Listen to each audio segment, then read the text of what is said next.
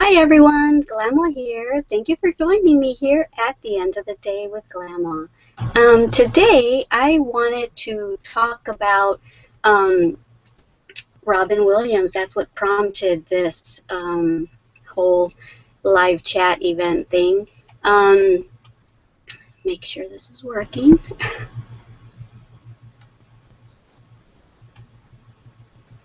Okay, hold on a second.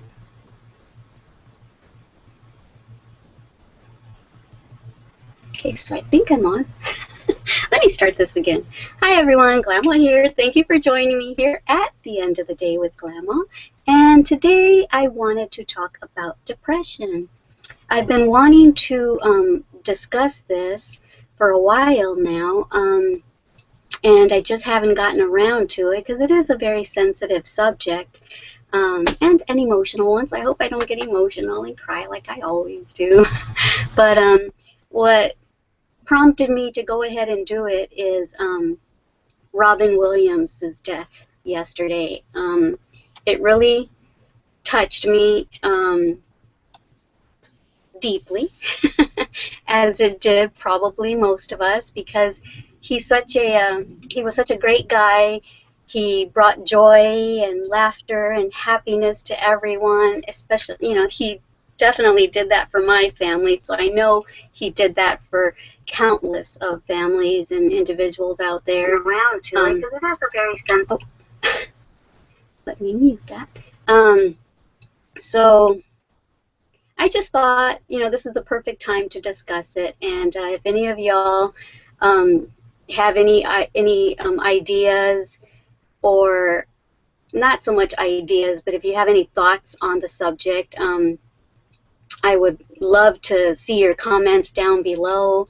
I didn't announce this live chat just because, like I said, it was just impromptu, and I'm doing this rather than filming myself and then uploading it and then editing it and everything. This is just so much faster to just do live chats. And if someone happens to find me in here, great. And if not, I just mainly wanted to do this to get it on the channel and to talk about it and discuss it. So once again, I found out about Robin Williams' death yesterday about maybe 4 or 5 o'clock in the evening, and of course I went and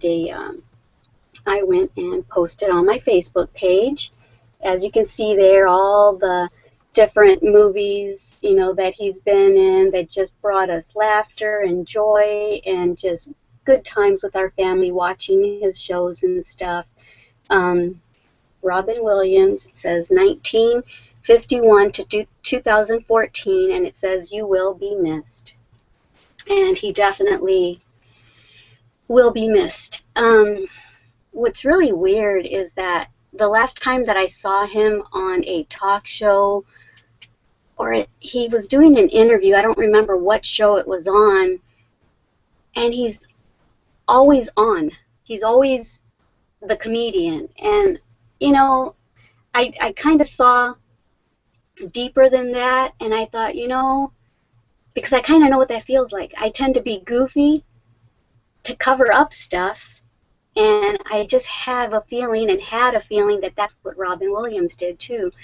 I think a lot of comedians have deep scars, and they soothe those scars by being funny, by taking themselves out of themselves and just becoming someone else.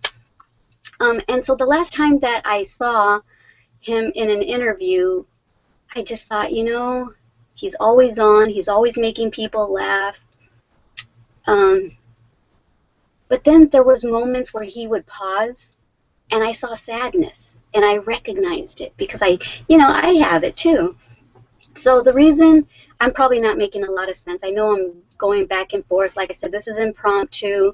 I wasn't really planning on doing this, and so obviously I didn't really even know what I was going to say. I just knew I wanted to talk about Robin Williams and depression. And I know that if you've watched my other videos on here, I told you that I also crochet. I have a crochet channel called Made with Love by Grandma, and I started crocheting about a year ago.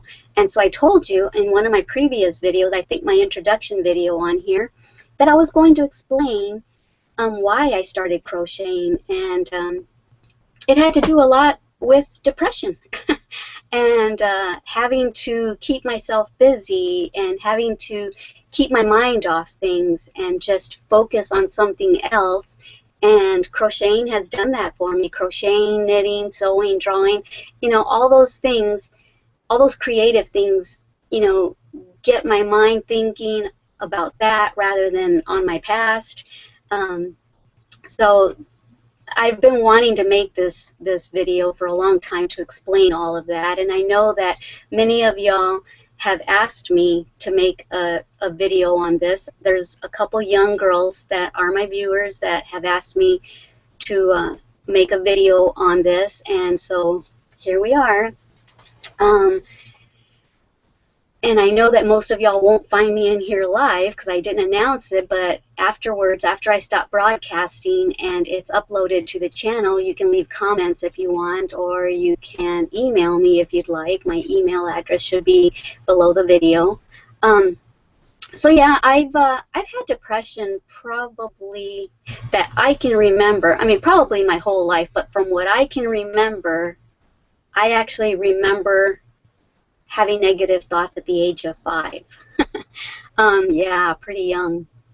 I remember exactly where I was sitting and what I was thinking and what I wanted to do, which are not good thoughts to have when you're 5 years old.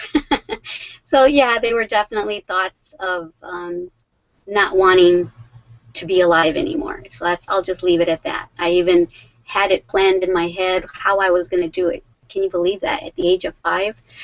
So yeah, there's been a lot going on my whole life, family issues and stuff like that, and so I've been dealing with it pretty much my whole life, and like Robin Williams, I cover it up with goofiness.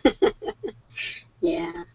And so recently, about a year ago, when I started crocheting, I was getting to a point to where I needed to do something. I needed to go to the doctor or things wouldn't have been good. And I have too many people that I love and too many people that love me that would be hurt if I were to do something stupid, if I would have done something stupid. So I asked my husband to take me to the doctor so I could get some medication, and so the doctor did. The doctor prescribed the generic version of Wellbutrin, I think it's called. So yeah, I'm on that for depression, and she also said that she would like me to go to a, what is it?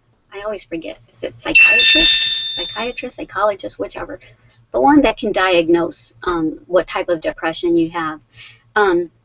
So I did, and I sat with him for an hour or so, and he diagnosed me with deep depression, bipolar tendencies, and social anxiety, and PTSD, post-traumatic stress disorder, in case any of y'all didn't know what PTSD was. But yeah, I'm kind of a mess. But hey, I'm here and making the best of it. And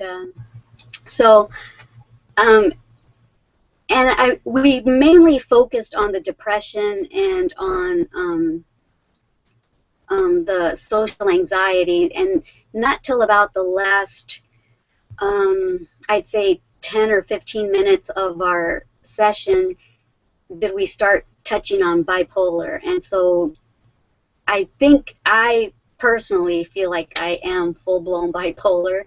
I have all the symptoms, the manic, the lows, the, you know, just everything.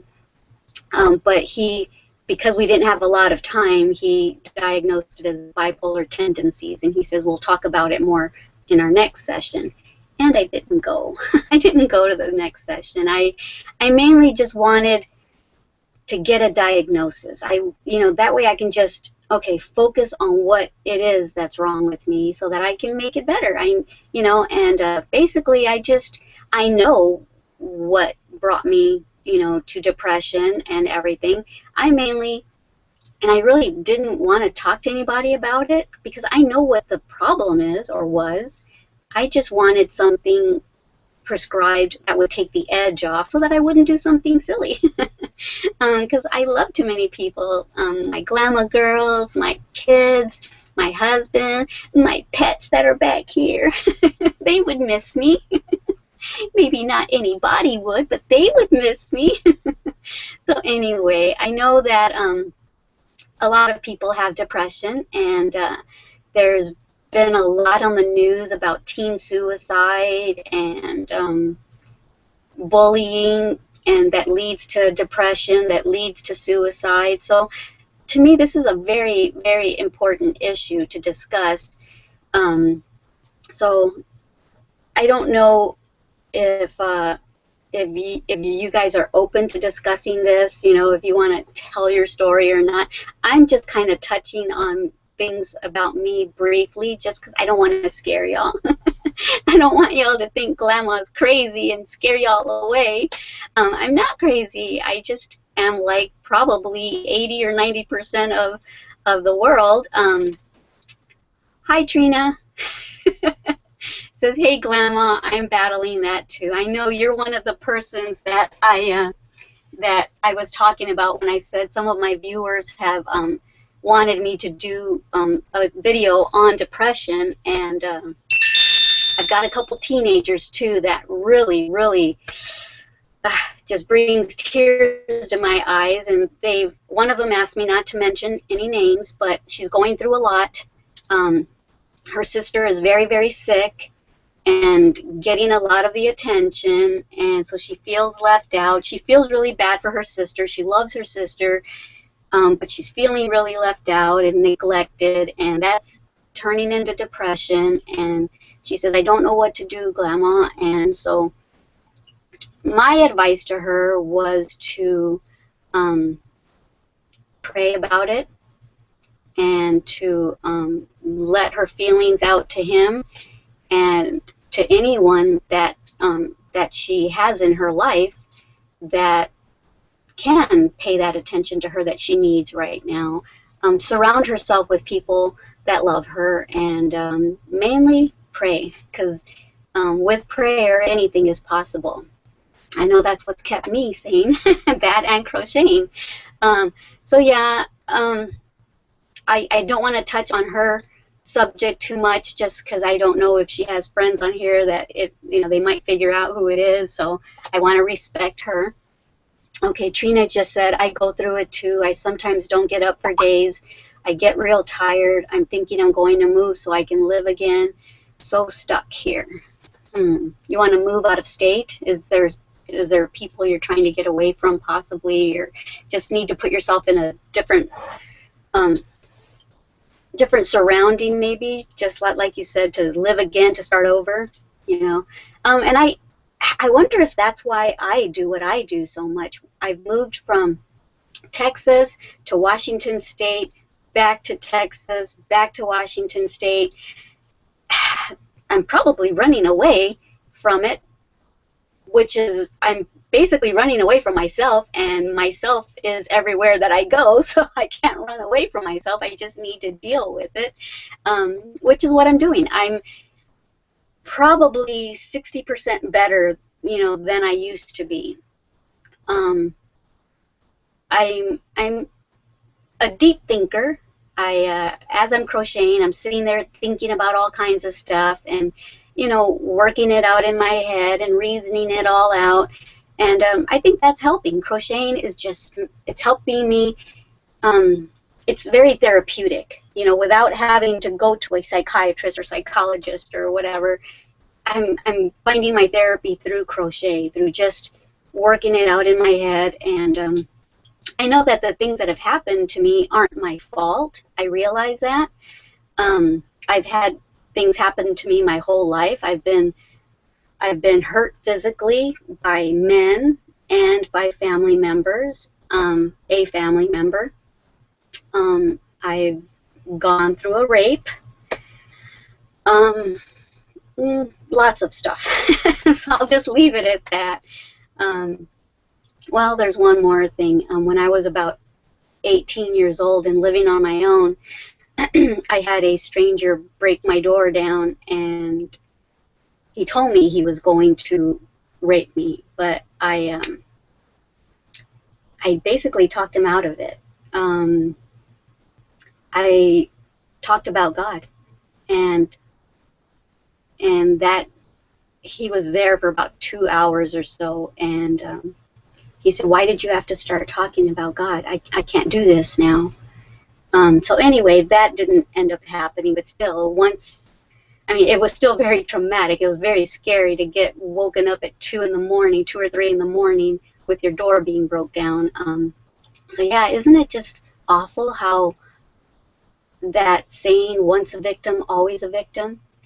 It's like, do we have the word victim or abuse me written on our foreheads? Because it seems like once something negative happens, things just keep happening.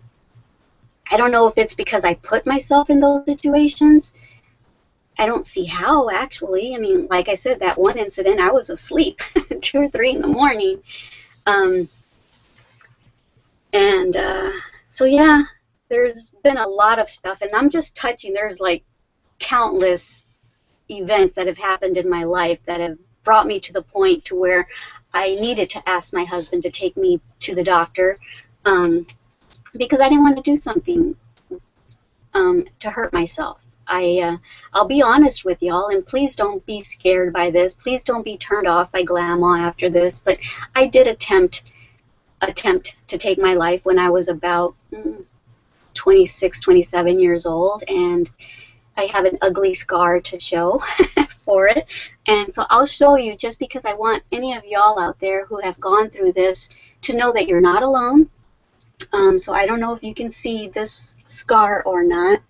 It's all up and down my arm, and I needed stitches, and so yeah, it's even right there and over here, and it's faded throughout the years. Like I said, I was 26 years old when I did that.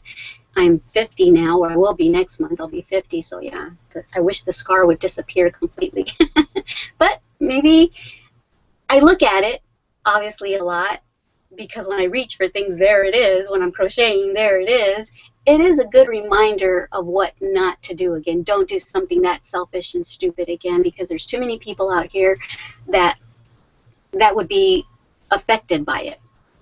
And the thing that I always think about is I never want my kids to think that it's because of something they did. If only I was a better son or a better daughter. So that's what stops me from not doing something stupid, is I don't want them to blame themselves. I don't want my glamour girls to blame themselves. And so yeah, that's kind of my story, and I'm sure I'll think of more stuff to say. I know I've gone off topic, but I want to read what Trina has said over here.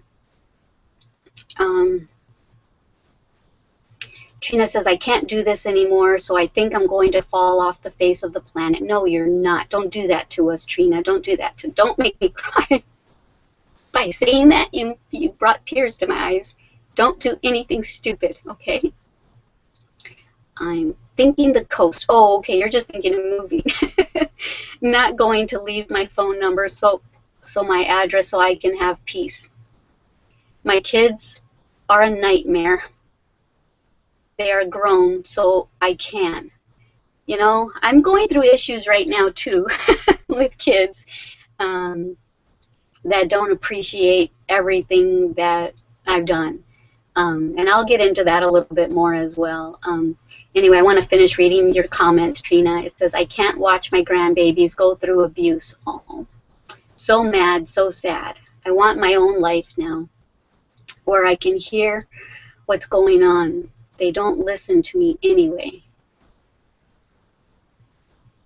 Okay, I want my own life now where I can't hear what's going on. I see what you're saying. You're hearing the abuse that your grandchildren are going through. Oh my goodness, I'm so sorry, Trina. That's you know, we love our kids, but any of y'all who are grandparents, there is just a different kind of a love that you have for your grandchildren.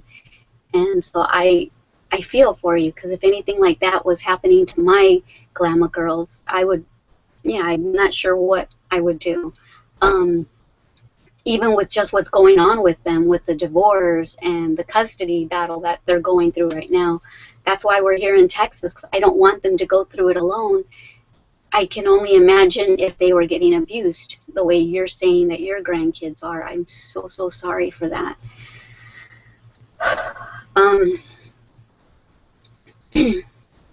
She always said, okay, now she says, I love that you're so open. Thank you, Grandma. You're welcome. I can't do nothing right. They hate me. No, that's not true. You can do things right. You've done a lot right. They just don't appreciate what you've done. Believe me, you've done a lot right. Maybe you've done things wrong too. I know I have. I've done things that I wouldn't repeat, but I've also done a lot good. I told myself that I would never be my mother, and I don't think I have. I'm a strict mother, but I'm not an abusive mother the way she was, physically and emotionally abusive. So I know that I haven't done that to my kids.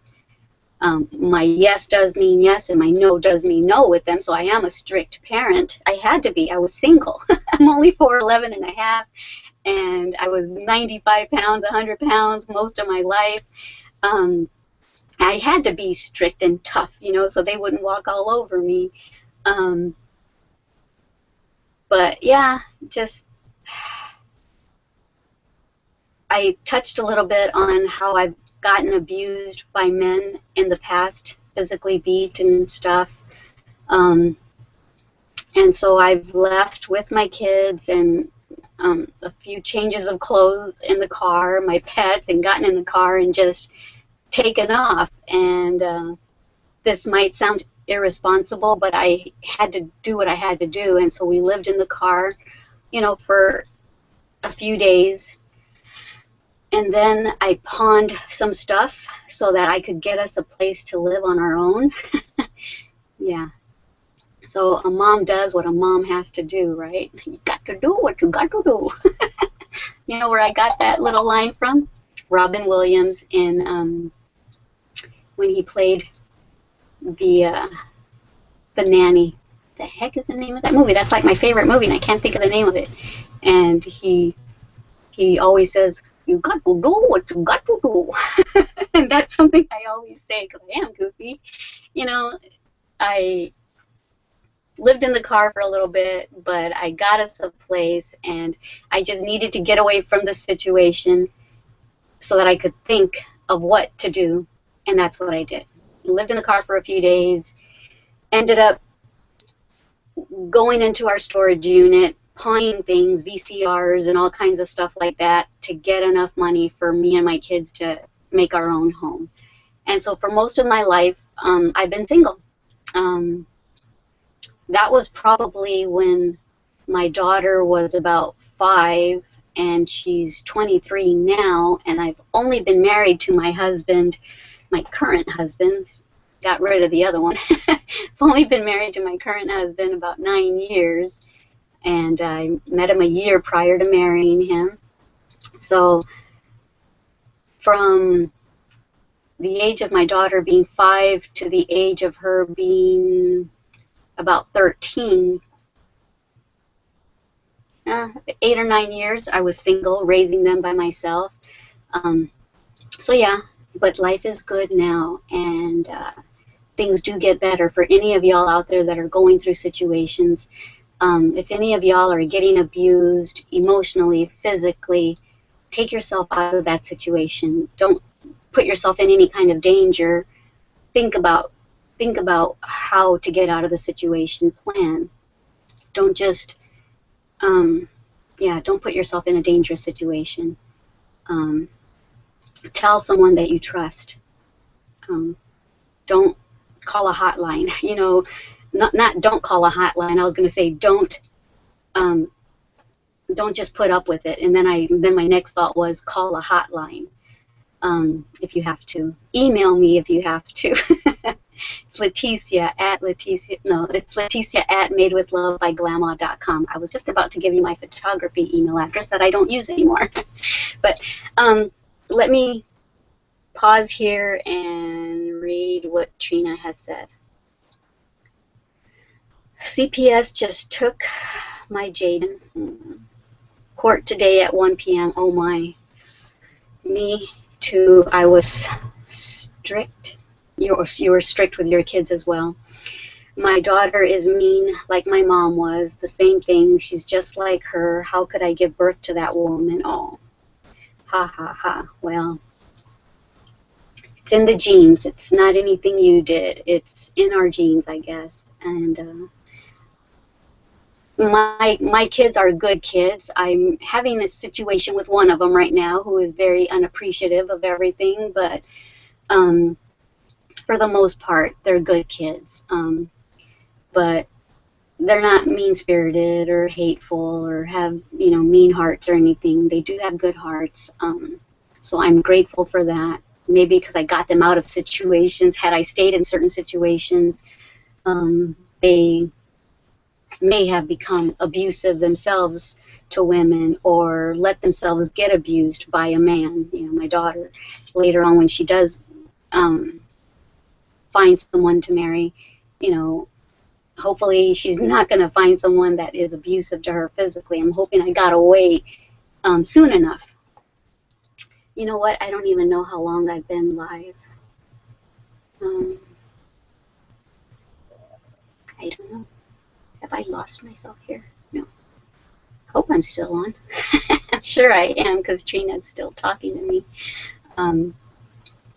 So anyway, I know that it's just Trina and I in here right now, which is fantastic. Trina, I'm so glad that you joined me. But for any of y'all that watched this broadcast after I stopped broadcasting and just watch it or listen to it, go ahead and leave your comments with any of your thoughts. And even if it's just to talk about your sadness about Robin Williams, which is very sad. I think it's so sad for me because I know the feeling. I know how he felt. Well, I don't know exactly how he felt, but I know depression, and I know wanting to hurt yourself or not be here anymore, stop the pain and just not exist, so that the pain stops. But for any of y'all watching, please, please don't do anything stupid, please. Things will get better. We just need to get ourselves out of the situations that we're in and surround ourselves with good people and pray to God. Because He will answer. We just need to stick with it. But He answers prayers of people that also try to help themselves, not just pray and continue on the same path. And we need to also try. We need to help Him help us. I don't know if any of y'all are going to agree with that, but that's my opinion. That's all this channel is. It's just all my opinion. I may be wrong in your eyes, but I just want to say this is just, everything I'm saying is my opinion. Okay, let me read what Trina says. She says, abused by them, bad. My oldest is good to me, but I feel myself looking at him like he's with them, but he's not. He yelled at me because he was tired. I shook so hard. He's been so nice since then. I got a sunburn emotionally. Aw, never heard it put like that. I'm always worried he's going to OD one day. That's another reason I want to leave. It's overwhelming. Now, we're talking about your son? I don't see, because I see that we're talking about your daughter, her being mean. And then you're talking about him. Maybe I missed something. But maybe it's your son you're talking about. Maybe you say OD, so he's doing drugs. trying to relieve maybe some of his own depression. And that's, that's another thing that I want to talk about is I'm surprised that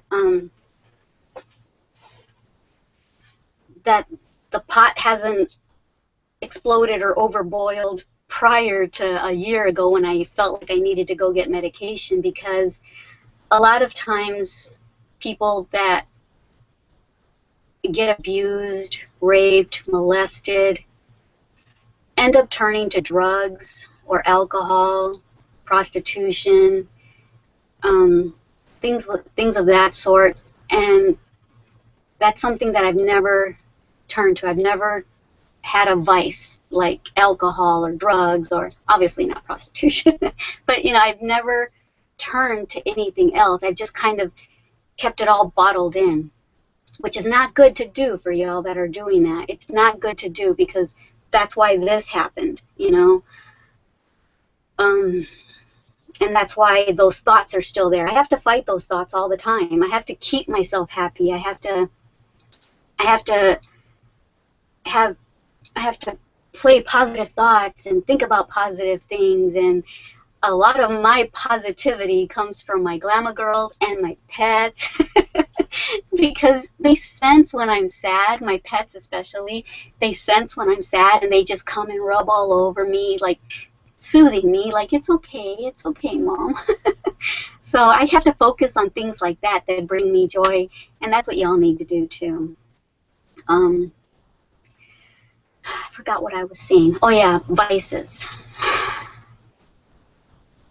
They really don't help. I know that maybe it masks the pain or takes the edge off the pain, but when you come out of whatever the high it is, it's still there, and the pain is still there, and maybe it's doubled or tripled, because who knows what we may do when we're under the influence of one of those things, drugs or alcohol or both, and so the depression might get worse. And so if any of y'all are struggling with that, I plead with y'all to go and get some help. I know that you can't do it for me, you can't do it for anyone else, you have to be ready to do it. So I just pray that any of y'all that are going through substance abuse, that gets under control. And any of y'all going through depression, you're not alone. Believe me, you're not alone. So I talked about people that get molested and raped and abused physically are usually the ones that have depression. There's other causes for depression, and how they turn to vices, but that's kind of touching on bullying again. That's why I am so non-judgmental towards a lot of people, towards a lot of things. I mean, there's a lot of overweight people are overweight because maybe they've been molested or raped, and so they're trying to hide their beauty so that it doesn't happen again.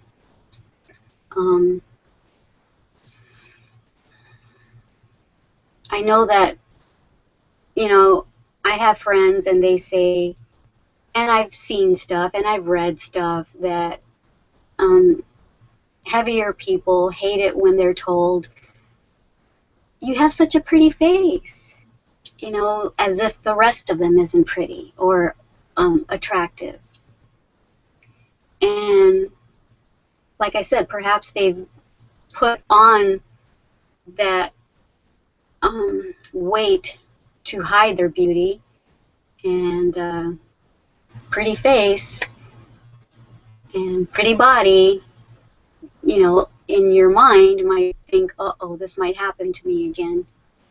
So I totally understand that and would never bully a heavy person, super skinny. I was the super skinny one that looked sickly, as if I was anorexic, and I wasn't. I was, like 80, 90 pounds most of my teenage life, and then most of my adult life I was 95 to 100 pounds. I started filling out a little bit, you know, when I was at about 100. I'm only 4'11 and a half, so I filled out a little bit and, you know, looked normal, at least in my eyes, not so skinny. My body finally matured. But I don't make fun of anybody. Heavy people, skinny people, crooked teeth people, because I had them. Pimples, because I had them. Frizzy hair, because I have it. Skin color, nothing. Even prostitution, you know, you see on movies and stuff. Rather than feel grossed out by people like that, I feel sorry for them because something has happened in their life that led them there. How can you make fun of them or hate on them when maybe that's the only choice that they felt they had? Maybe they ran away from a situation, found themselves on the street, and that was their only way of survival, of eating, of living. Same thing with substance abuse. Maybe they found themselves on the street, and to numb the pain, to numb the coldness of weather, just, you know, that might sound silly, but, you know, if you find yourself on the street, you know, you drink to stay warm, perhaps. I know I'm going off topic here, but I just want to bring awareness to everyone to not judge anyone, because we don't know what someone has gone through. I'm sure that y'all who have watched my Made with Love by Grandma channel, or are in my ladies crochet group, or you would have probably never guessed that I go through depression, or that I've been abused, because I don't want to put my depression or sadness on anyone, so I always try to be happy so that everyone's happy. I don't want to bring anyone down. So anyway, I'm going to pause. I'm kind of rambling anyway because I have so many thoughts in my head that I'm jumping from all of them. Let me read what Trina says again. Tad's feeling it. Tad's your husband. He watches me cry. Yeah. Adam feels really bad for me too, and feels helpless, and he watches it.